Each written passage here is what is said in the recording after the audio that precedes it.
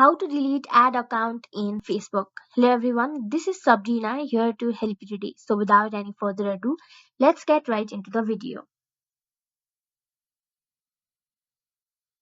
So first, go to your Facebook in your web, then here write class ad manager.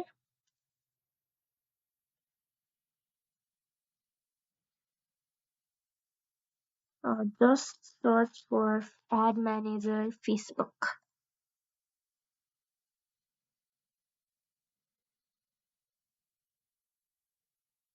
Tap on go to ads manager.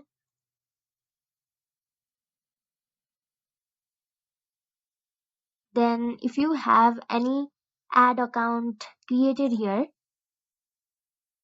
you can easily have the option to delete it. Since I do not have one, it is asking me to make one. So you can also create an ad account from this site, but if you have already created one, there will be an option of deleting it. So that's it.